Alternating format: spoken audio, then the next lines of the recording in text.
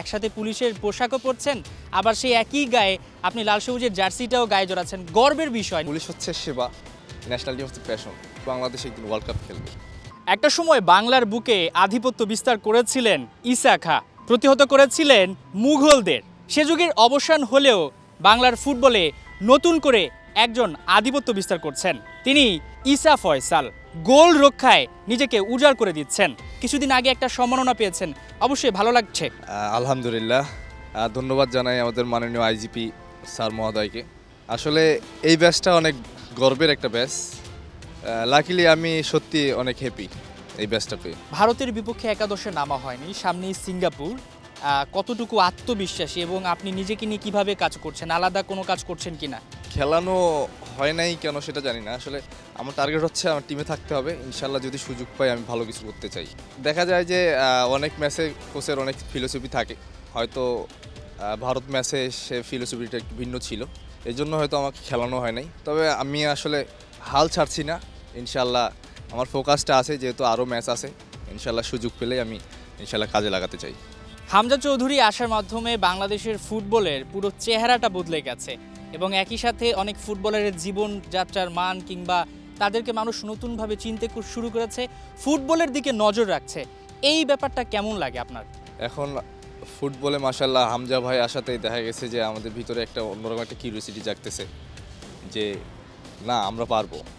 ইনশাল্লাহ সিঙ্গাপুরের সাথে আমরা ভালো কিছু করব এবং তারা তো প্রবাসী না, আমাদের দেশি ভাই, আমরা তাদেরকে এক্সপেক্ট করি। তারা আসলে দেখা যায় যে আসলে আমাদের টিমটাও অনেক মোটিভেট, অনেক শক্তিশালী হচ্ছে।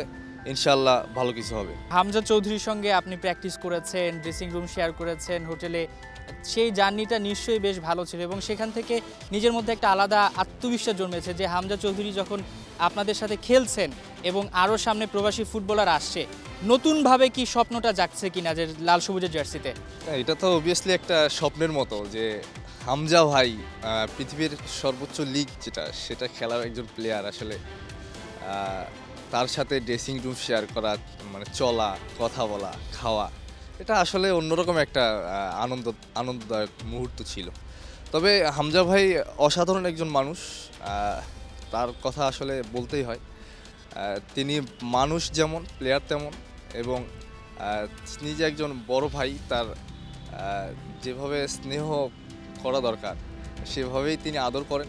এবং আমিও তাকে মানে অনেক কিছুই বলছি যে ভাই আমি তো আসলে লেফট ব্যাকে খেলতেছি, বাট আমার কিছু ভুল হইলে তুমি একটু ধরাই দিও, কারণ সে তো অনেক উপরে তার লেভেল। তো ইনশাল্লাহ সে পজিটিভলি সব কিছুই এডুকেট, সব কিছুই ভালো আলহামদুলিল্লাহ। যেমনটা আপনার যে উঠে আসার গল্প, সেটা অনেক আগে থেকেই মানুষ জানে যে জীবনের একটা কঠিন সময় আপনি পার করেছেন এবং সেখান থেকে আপনি শুধুমাত্র ফুটবলের জন্য পুলিশে কনস্টেবল হয়ে যোগদান করেন, এরপর এখনও ফুটবলটা চালিয়ে যাচ্ছেন, মানে ফুটবলই আপনার লাইফের সব কিছু হয়ে গেছে।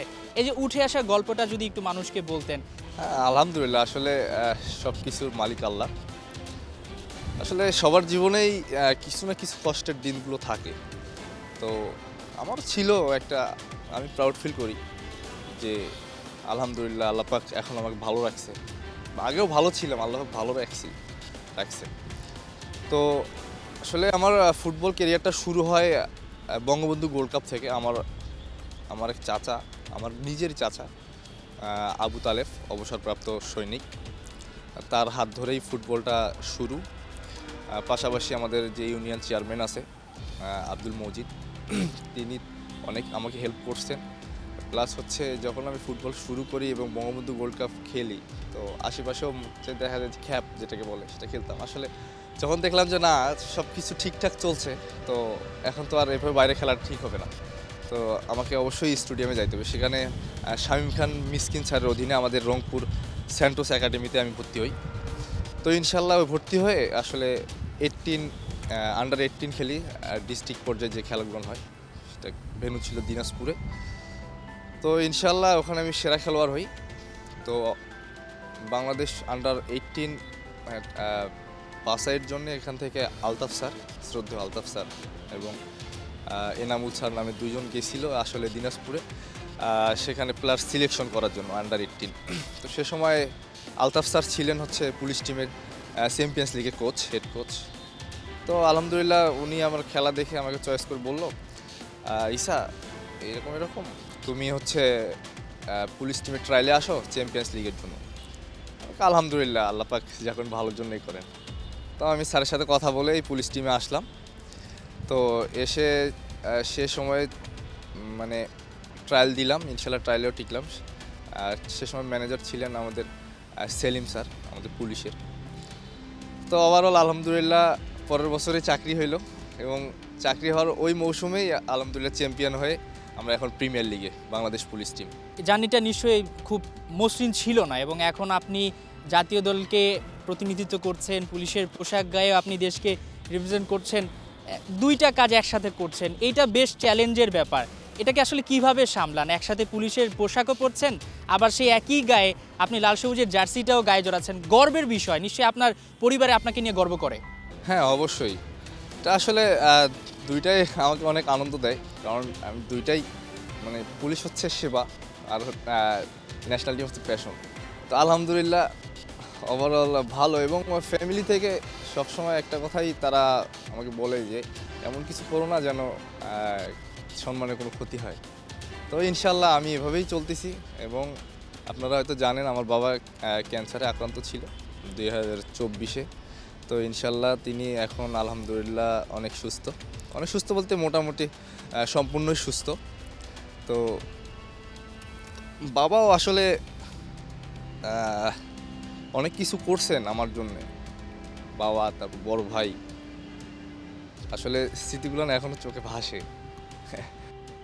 জীবনের বড় একটা স্বপ্ন বলা চলে যে বাবার চিকিৎসা করানো, আপনার চোখে মুখে আমি দেখতে পাচ্ছি আবেগ আপ্লুত হয়ে গেছেন। সেটাই হওয়ার কথা। যে সম্মাননাটা আপনি পেলেন, যখন আপনি জানতে পারলেন যে আপনি এটা পেতে যাচ্ছেন কিংবা পাবেন বা পেয়েছেন, সেই মুহূর্তটা সবার আগে কাকে জানিয়েছেন? আমার বাবাকে ফোন করছি যে আব্বু এরকম এরকম আমাকে তো আইজিপি স্যার আইজি ব্যাচ দিচ্ছে, তা কি বলো সত্যি? আমি জি। আলহামদুলিল্লাহ এটা তো অনেক গর্বের বিষয়, যাক তোমাকে আরও অনেক দূরে মানে এগিয়ে যাইতে হবে, ইনশাল্লাহ তুমি দোয়া রাখলেই হবে।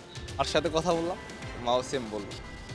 দুটো জিনিস আপনি একসাথে সামলাচ্ছেন, বেশ চ্যালেঞ্জের ব্যাপার, সেটা আপনি করে যাচ্ছেন। যেভাবে আপনি গোল রক্ষা করছেন, প্রতিপক্ষকে রুখে দিচ্ছেন, আপনার এলাকার মানুষ নিশ্চয়ই আপনাকে আগে যেভাবে চিনতো এখন সেটা আরও বিস্তরভাবে চিনছে। একই সাথে যে আপনার পুলিশের সহকর্মী রয়েছে, যারা কলিগ রয়েছে, তাদের কাছেও নিশ্চয়ই মূল্যায়নটা বেড়েছে। হ্যাঁ অবশ্যই ধন্যবাদ জানাই আমার যে ব্যাটসম্যানরা আছে, আমার পুলিশ ভাই, বড় ভাই, ছোট ভাই, স্যাররা এবং আমার এলাকাবাসীর সবাইকে ধন্যবাদ জানাই। তারা এত এত এত এত ভালোবাসা আমাকে দেয়, মাশাআল্লাহ। আর আসলে তাদের ভালোবাসায় আমি আসলে আরও অনুপ্রাণিত হই, এবং খেলার এটা টেন্ডেন্সি থাকে যে না ভালো কিছু করতে হবে মাঠে নামলে। যে অনেকেই দেশের জন্যে বা ক্লাবের জন্যে বা আমার জন্যে, আমার টিমের জন্য অনেকে তাকাই আছে যে না ভালো একটা কিছু হবে। তো সেখান থেকে আসলে মূলত শক্তিটা পাই, এবং সর্বোপরি সব কিছুই শুকরিয়া আদায় করি।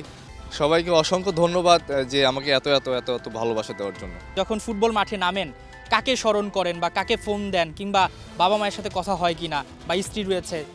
মূলত আমি খেলায় নামার আগে আসলে অত কিছু চিন্তা করি না, আসলে চিন্তাটা শুধু করি যে আসলে আমার পজিশনে আমাকে এই ডিউটিটা আমাকে করতে হবে। প্লেয়ারটা কোন পায়ে খেলতেছে, মানে তার মুভমেন্টটা কী হতে পারে, এটা আগে থেকে আমি একটু গেস করার চিন্তা ভাবনা করি।